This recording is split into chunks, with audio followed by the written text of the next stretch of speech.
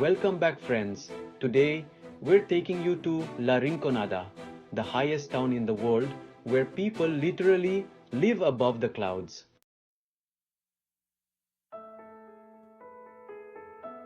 At an incredible altitude of 5,100 meters or 16,700 feet, the air is thin and there's only half the oxygen you'd find at sea level.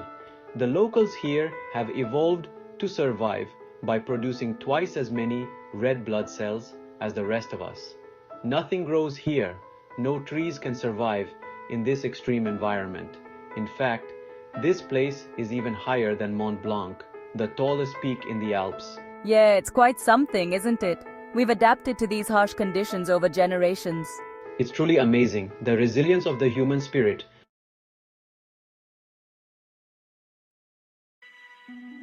But La Rinconada isn't just high, it's also tough.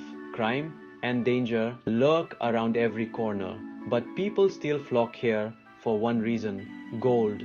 Around 50,000 people have come to this barren land, settling among piles of garbage, hoping to strike it rich.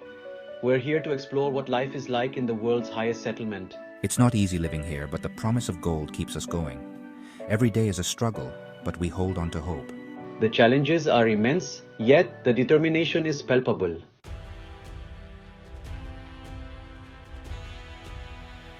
Pull over, pull over. The journey to La Rinconada is fraught with its own set of challenges. Hand me the oxygen tube, please. At these altitudes, even the simplest tasks can become arduous.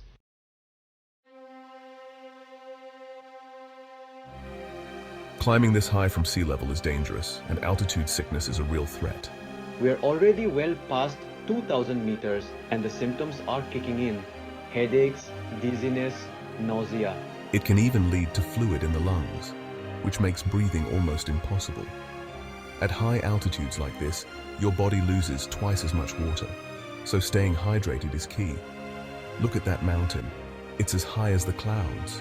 Don't worry about us, we'll be fine. We're prepared. Locals here are adapted to the thin atmosphere. Their bodies have changed to deal with the low oxygen, but for us, it's tough.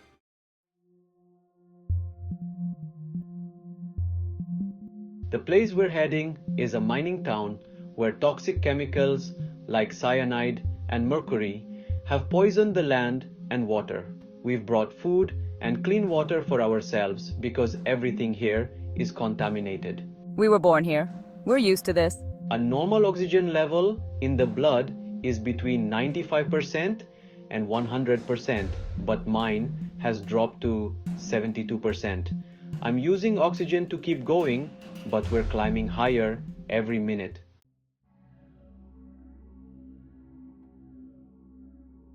Crime is rampant here, especially robberies and stabbings, since locals carry cash and gold with them. There are no banks. We are working with undercover police officers to keep us safe while filming. The altitude makes me feel dizzy, and the dry air has given me a sore throat.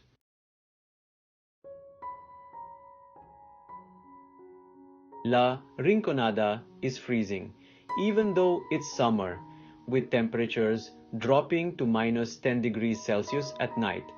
People live in metal shacks with no electricity or heat, relying on public baths for their needs.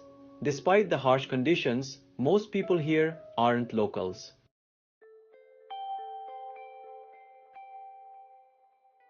They've traveled from all over Peru, chasing the dream of finding gold. The population exploded when gold prices soared, but the infrastructure didn't keep up. The streets are now filled with garbage, and there's no government service to collect it. Worse yet, there's no sewage system. Wastewater flows right through the streets.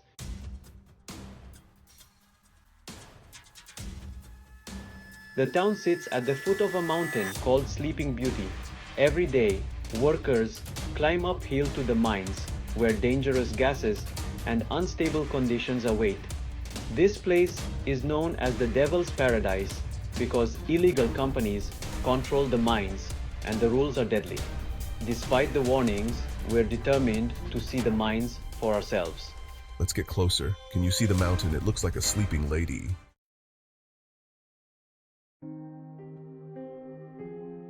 Women aren't allowed in the mines due to local beliefs that say the mountain spirit, Sleeping Beauty, would get jealous and cause disasters if a woman touches the gold. Women instead sift through the waste for gold scraps, and even children are seen searching for gold, their faces marked by frostbite. The miners here don't receive regular pay. They work for the mining companies all month long and are only allowed one day to keep whatever gold they find. It's a gamble. Some make good money, but many go home empty-handed. And if they die on the job, the company pays just $600 in compensation. My oxygen level has dropped to 65% and my heart is racing.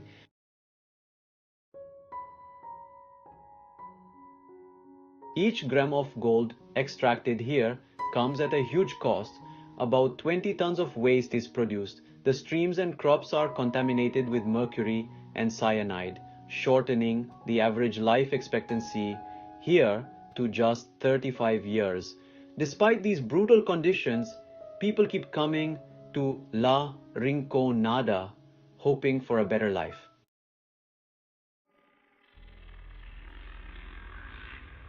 As night falls, the streets become even more dangerous. Miners head into town, spending their money on food, clothes, and sometimes nightlife. The bars and clubs are notorious for crime, human trafficking, and even murder. The police are barely present, and there's no proper jail or hospital in town.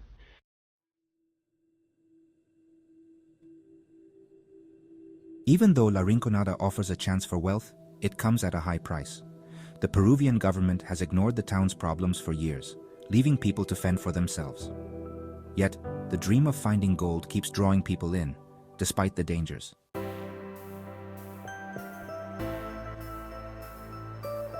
Thanks for watching, friends.